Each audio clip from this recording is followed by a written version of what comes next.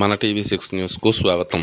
ఖమ్మం జిల్లా సత్తుపల్లి నియోజకవర్గంలో ST, SC sub-plan నిధులు సుమారు 24 కోట్ల అభివృద్ధి కార్యక్రమాలకు సత్తుపల్లి ఎమ్మెల్యే డాక్టర్ మట్టా రాగమయ్య దయానంద్ శంకుస్థాపనలు మొదలుపెట్టారు. ఈ కార్యక్రమంలో భాగంగా పెనబల్లి మండలంలో సుమారు 6 కోట్ల అభివృద్ధి పనులకు 11వ తేదీ మంగళవారం బ్రహ్మాళకుంట, గంగదేవపాడు, అగ్రహారం, సూర్యబంజర, రామచంద్రపురం గ్రామాల్లో ఎమ్మెల్యే రాగమయ్య దయానంద్ శంకుస్థాపన చేశారు.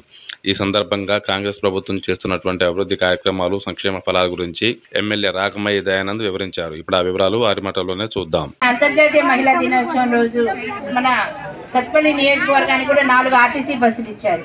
అంటే మంచిగా గ్రూప్కి ఒక మండలానికి ఒకటి చొప్పున 4 ఇచ్చారు ఇప్పటికి.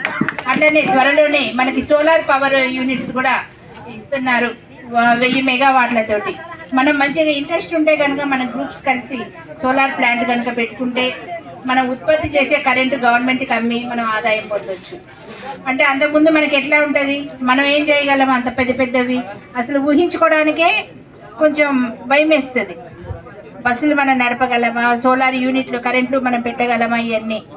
కానీ అది కూడా మన కళని మరి సుసాధ్యం చేసేలాగా అదానీ అంబానీలే కాదు, టాటా బిర్లాలే కాదు, మన గ్రామీణ మహిళలు కూడా, మన ట్రైబల్ మహిళలు కూడా చేయగలరు, వ్యాపారవేత్తలు అవ్వగలరు అన్న ఉద్దేశంతో రేవంత్ రెడ్డి గారు ఎంతో నమ్మకం పెట్టుకొని మహిళలకు ఇంత అవకాశం ఇచ్చారు. మరి కనుక మనకు కావాల్సినంత కొంచెం ఓపిక ఉండాలి, ఇవి చేయాలనే ఉత్సాహం ఉండాలి, కొత్తవి తెలుసుకోవాలనే తపన ఉండాలి. ఉంటే హెల్ప్ చేయడానికి ఖచ్చితంగా మేము ఉన్నాము. మీరు ఏదైనా సరే మీకు ఇంట్రెస్ట్ ఉన్న రంగం, ఇవన్నీ మేము చేయలేము అంటే పచ్చడి తయారీ చేయొచ్చు, తినుబండారాలు చేయొచ్చు. ఇప్పుడు అందరూ ఉద్యోగస్తులు, స్టూడెంట్స్ వీళ్ళందరూ కూడా చేసుకునే టైం లేదు, వండుకునే ఓపిక లేదు, రెడీమేడ్ వాటి కోసమే వస్తున్నారు. కనుక మనం ఇంట్లో చేసుకున్నదే ఇంకా కొంచెం ఎక్కువ చేసి మార్కెటింగ్ చేసుకోవచ్చు.